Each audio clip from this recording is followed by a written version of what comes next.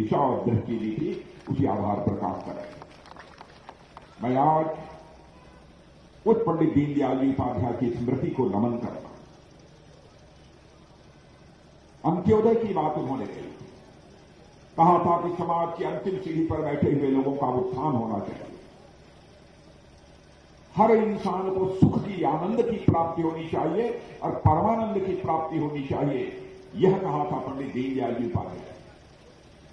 कहा था कि हर व्यक्ति 4 चीजों को मिलाकर बना हुआ है, तन, मन, बुद्धि, आत्मा।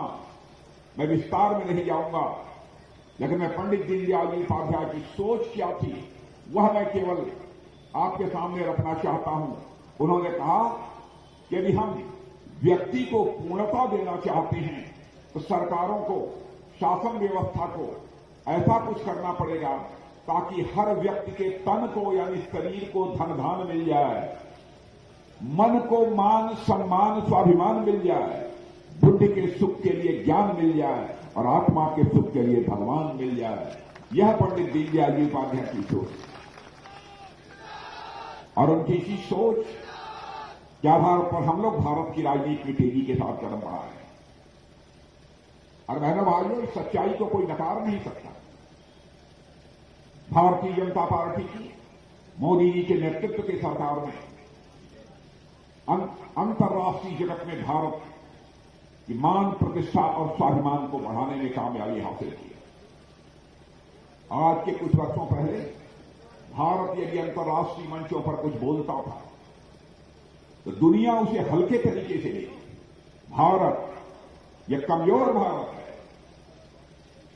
भारत गरीब भारत, हमारी बातों को जितनी गंभीरतापूर्वक लिया जाना चाहिए था दुनिया नहीं लेती।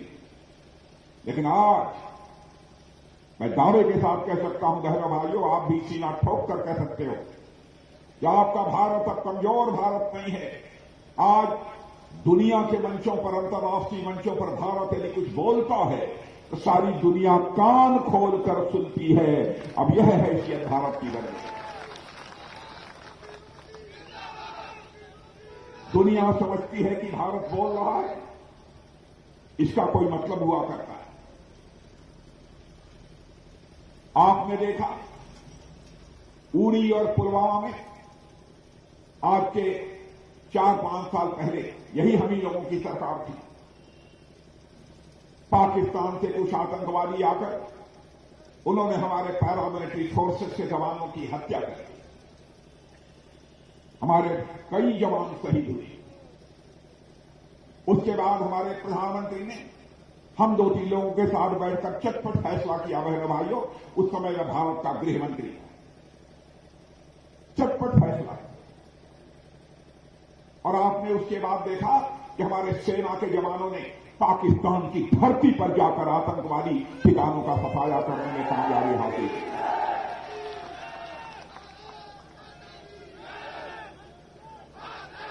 हमने सारी दुनिया को यह साफ संदेश दे दिया, भारत कमजोर भारत नहीं है, भारत के अंदर वह ताकत है कि दुनिया की कोई ताकत हमारी तरफ आंख उठाकर देखने की जरूरत करेगी, हम इस पार भी मार सकते हैं, जरूरत हुई तो उस पार भी जाकर मार सकते हैं। यह है भारत की ताकत।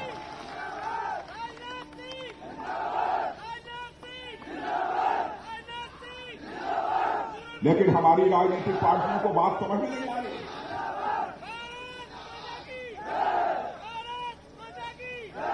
अभी 2-3 दिन पहले आपने टेलीविजन के पर्दे पर सुना होगा, कांग्रेस के नेता राहुल गांधी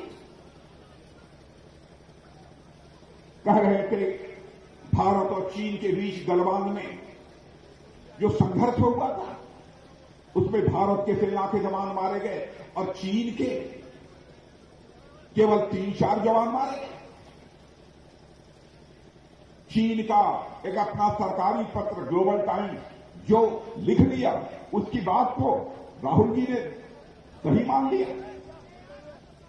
लेकिन आप लोगों को जानकारी इस बात की होगी बहनों भाइयों, अभी 2 दिन पहले ऑस्ट्रेलिया के एक अखबार जिसका नाम क्लेक्सॉन है, उस अखबार में यह लिखा है बहनों भाइयों कि जो भारत और चीन के सेना के जवानों के बीच संघर्ष हुआ था गलवान घाटी में, चीन के 38 से लेकर 50 जवान मारे गए थे, 2-4 जवान नहीं मारे गए। हमारे भारत के सेना के जवानों के शौर्य पराक्रम पर सवालिया निशान लगाते, रंच मात्र भी संकोच नहीं होता है कांग्रेस के नेताओं। भारत की सीमाएं भी सुरक्षित है मेरे रहने वाले, हमारे सेना के जवानों की शौर्य पराक्रम के कारण कतई से बर्दाश्त नहीं किया जाना चाहिए। यदि मैं सीमा पर जाता हूं, सेना के जवान जब देखते हैं बहनों भाइयों, चाहे कोई किसी कौम का क्यों,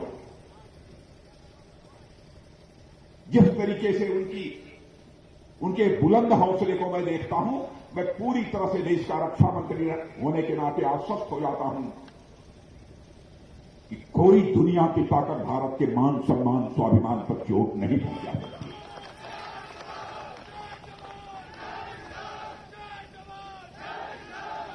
जहां तक उत्तर प्रदेश का प्रश्न है, मुझे ज्यादा कुछ आप लोगों को बताने की जरूरत नहीं। उत्तर प्रदेश में आप लोग ठीक ठाक हैं, सही सलामत हैं कि नहीं है? गुंडे बदमाश माफिया कहां हैं? जेल में हैं। आप लोग मिलने तो नहीं जाते हो? नहीं, उन्होंने मान लिया कि उत्तर प्रदेश में अब योगी जी की सरकार है भैया, बाहर मत घूमो, बेहतर यह है कि चलो जेल में ही।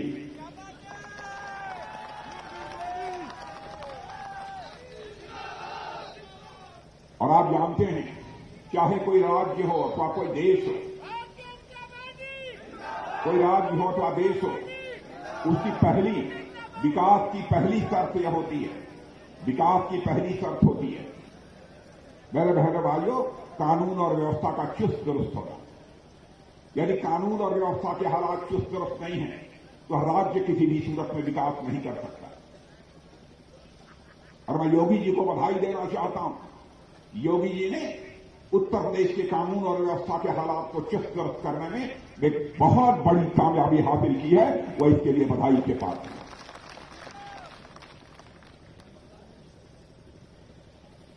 अने माफियाओं की बड़ी बड़ी अट्टालिकाएं बनी हुई थी, बुलडोजर से अट्टालिकाओं को ध्वस्त किया जा रहा है और किसी पूंजीपति के हवाले वो जमीन नहीं की जा रही है, बल्कि माफियाओं की जो आलीशान बिल्डिंग्स को ध्वस्त किया जा रहा है। उस स्थान पर मकान यदि बनेगा तो जिस्म का पसीना बहाने वाले हमारे गरीब भाइयों का मकान बनेगा।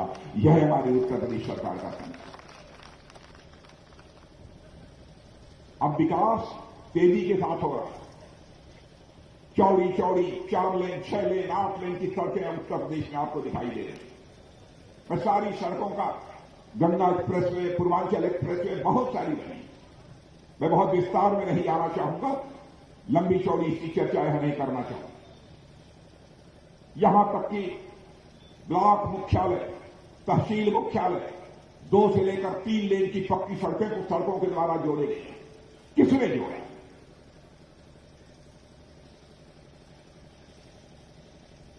बहनों भाइयों, विकास का जहां तक सवाल है, मैं दावे के साथ कह सकता हूं, योगी जी के नेतृत्व में और हमारे केंद्र में प्रधानमंत्री आदरणीय मोदी जी के नेतृत्व में विकास यहां 84 का 84 योगासन कर रहा है। योगासन आप लोग करते हो? तुम लोग करते हो कि नहीं? कितने योगासन होते हैं?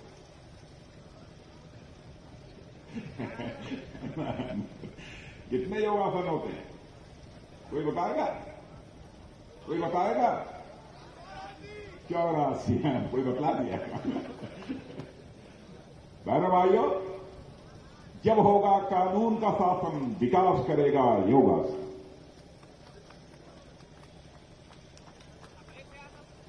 और 84 आसन होते हैं, 84 योगासन होते हैं। 84 में से 83 योगासन तो हमारे यहां हो रहा है, विकास कर रहा है। एक योगासन और है, जानते हैं? शीर्षासन। वो शीर्षासन हम लोगों ने विपक्ष के लिए छोड़ दिया, समाजवादी पार्टी के लिए छोड़ दिया है, बहुजन समाज पार्टी के लिए छोड़ दिया।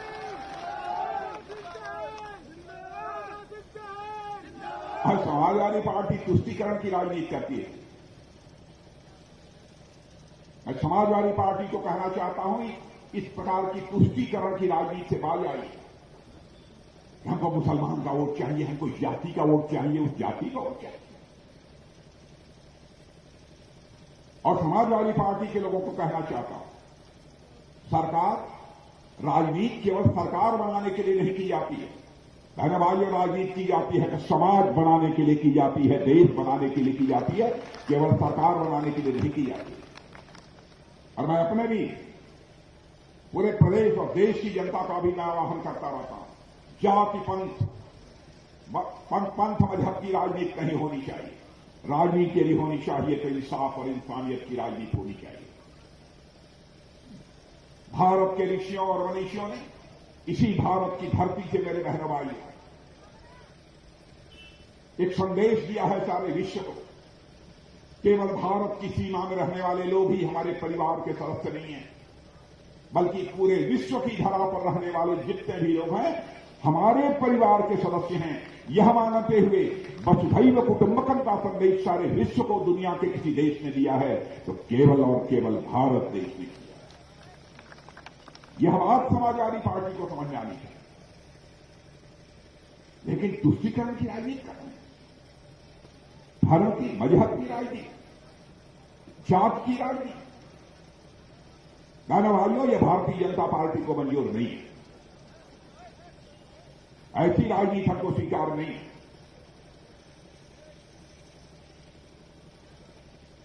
अजीबोगरीब हालात उन्होंने कर दिया। और भारतीय जनता पार्टी की सबसे बड़ी विशेषता कि हम जो कहते हैं वो करते हैं। बहनों भाइयों, आजाद भारत में नेताओं ने बहुत सारे आश्वासन दिए, आंशिक रूप से भी अपने आश्वासनों को पूरा कर दिया होता तो हमारा भारत पता नहीं 20-25 वर्ष पहले ही एक दुनिया का धनवान भारत बन गया। कहा बहुत कुछ, किया नहीं। भारतीय जनता पार्टी एक ऐसी पार्टी है जो कहती है वो करती है। यह है हमारा चेहरा। अब जैसे 1951 में जब हम लोग भारतीय जनसंघ के रूप में काम कर रहे थे तो उस समय हमारे नेता हुआ करते थे डॉक्टर श्यामा प्रसाद मुखर्जी, पंडित दीनदयाल जी उपाध्याय उसी समय उनके साथ। बहनों भाइयों, डॉक्टर श्यामा प्रसाद मुखर्जी ने जब चुनाव भारतीय जनसंघ लड़ा 51 में, तो उन्होंने जब चुनावी घोषणा पत्र तैयार कराया उसमें कहा जिस दिन हमारी सरकार बन जाएगी तो जम्मू कश्मीर को धारा 370 के तहत जो विशेषाधिकार प्राप्त है हम उसको समाप्त करेंगे। और जो राज्य हिंदुस्तान के, जो दर्जा हिंदुस्तान के अन्य राज्यों का है वही दर्जा और जम्मू कश्मीर का है। अब हमको संसद में इसके पहले बहुमत ऐसे मिला नहीं था जैसा इस समय मिला, और आपने देखा हमको संसद में बहुमत मिला और चुटकी बजाते हुए धारा 370 हम लोगों ने समाप्त किया। वैसे ही हम लोगों ने कहा था नागरिकता कानून पास करेंगे जिस दिन संसद में बहुमत मिल जाएगा। भारत का एक तो विभाजन नहीं होना चाहिए था, लेकिन भारत का विभाजन हो गया, भारत पाकिस्तान बन गया। वैसे चाहे पाकिस्तान हो, अफगानिस्तान हो, बांग्लादेश, यहां रहने वाला हिंदू हो, सिख हो, ईसाई हो, पारसी हो, यहूदी, यदि किसी का धार्मिक उत्पीड़न होता है और अपना देश छोड़कर वह भारत में आना चाहता है तो उसे हम ससम्मान नागरिकता प्रदान करेंगे। यह वादा था, इस वादे को भी हम लोगों ने पूरा किया।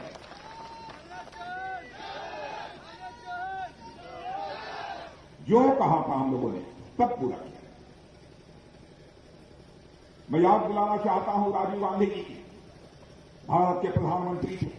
किसी प्रधानमंत्री के बारे में मैं कोई आलोचना नहीं करना चाहता हूं, मैं तीखी टिप्पणी भी किसी के बारे में नहीं करता हूं। प्रधानमंत्री होता है, वह व्यक्ति नहीं होता है, वह संस्था होता है। लेकिन राजीव गांधी जी ने एक बार अपनी लाचारी व्यक्त करते हुए कहा था, हम क्या करेंगे, ऊपर से मैं 100 पैसा भेजता हूं नीचे विकास के लिए, लेकिन नीचे पहुंचते पहुंचते लोगों की जेब में तक केवल 15 पैसा पहुंच पाता है। यह लाचारी व्यक्त की। लेकिन हमारे प्रधानमंत्री मोदी जी ने बहनों भाइयों इसे चुनौती के रूप में स्वीकार किया और डंके की चोट पर मैं कह सकता हूं, आज 100 रुपया यदि दिल्ली से चलता है तो 100 का 100 रुपया यहां की लोगों की जेब में पहुंचता है।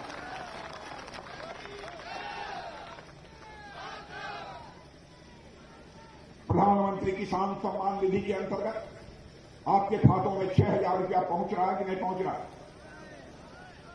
कोई कक्षा तो नहीं 1 पैसा 2 पैसा, पूरा का पूरा पैसा सिस्टम में चेंज लाकर, व्यवस्था में परिवर्तन लाकर भ्रष्टाचार पर अंकुश लगाया जा सकता है। वो हम लोगों ने किया है। और मैं याद दिलाना चाहता हूं, हमारे प्रधानमंत्री ने उस समय क्या कहा था जब 2014 में उन्होंने शपथ ग्रहण किया था। हम लोगों ने साथ ही शपथ ली। प्रेस के दोस्तों ने पूछा, प्रधानमंत्री जी बोलिए आपकी सरकार क्या करे? उन्होंने कुछ नहीं बोला। उन्होंने इतना ही कहा, हमारी सरकार भारत के गरीबों को समर्पित है। बहनों भाइयों, ये केवल कंठ के ऊपर से निकली हुई आवाज नहीं थी, बल्कि दिल की आवाज है। क्या सच नहीं है? कोरोना के दौरान बहुत सारे हमारे मजदूर बेकार हो गए। मुंबई, कलकत्ता, कहां से भगे भगे मद्रास अपने घरों को पैदल वापस आ गए। रोजी रोटी का संकट पैदा हो गया। हमारे प्रधानमंत्री ने फैसला किया, हर गरीब परिवार को महीने में 2 बार मुफ्त राशन मुहैया कराएंगे। और मैं दावे के साथ कह सकता हूं, यहां गरीब परिवारों को मुफ्त राशन मुहैया हो रहा है। माताएं बहनें जो गरीब परिवारों की हैं, उनके आंखों से खाना बनाते समय आंसू नहीं निकलना चाहिए, क्योंकि अंगीठी से लकड़ी जलाकर वह खाना बनाती हैं। हमारे प्रधानमंत्री ने कहा, जब उनके लिए एलपीजी गैस सिलेंडर मुहैया कराया जाएगा तो गैस सिलेंडर भी मुहैया कराने का काम किया है। बहुत सारे ऐसे काम हैं, कितने कामों की मैं चर्चा करूं जो किया गया है। उत्तर प्रदेश सरकार का जहां तक सवाल है, पहले उत्तर प्रदेश में 2, 4, 5 मेडिकल कॉलेज ही होते। आज हम लोगों ने फैसला किया है, उत्तर प्रदेश के हर जिले में एक मेडिकल कॉलेज होगा। बहनों भाइयों, हर जिले में मेडिकल कॉलेज होगा। 59 मेडिकल कॉलेज या तो बन गए हैं या तो निर्माणाधीन। किस तरीके से राज्य का विकास हो सकता है? यहां किसान बैठे, न्यूनतम समर्थन मूल्य को लेकर बड़ी चर्चा होती है। वैसे अपने समय मैंने जमकर कुछ न्यूनतम समर्थन मूल्य पर लोगों का धान खरीदा था जब मैं मुख्यमंत्री था, और हमारी सरकार उसके लिए प्रतिबद्ध है। योगी जी ने भी यही किया। और आपको बताना चाहता हूं, कोई शंका पैदा करता है तो उसके बहकावे में मत आइए। 1 तारीख को जो बजट पेश हुआ है, उस बजट को उठाकर देख लीजिए, उसमें क्या लिखा है। 2,37,000 करोड़ रुपया केवल धान और गेहूं की न्यूनतम समर्थन मूल्य पर खरीद के लिए तय किया गया है। बहनों भाइयों, यह है हमारे सरकार का कलेजा, यह है हमारे सरकार का कलेजा। बातें बहुत सारी हैं, यदि मैं चर्चा करूंगा तो घंटे 1.5 घंटे लग जाएंगे, लेकिन आगे भी हमारी 2 सभाएं हैं। तो मैं चलूं? मैं तो क्या करें?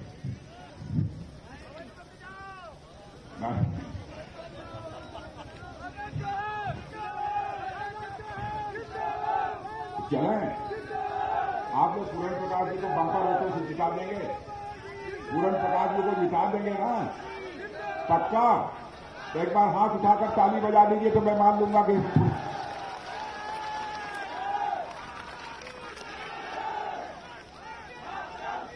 पक्का।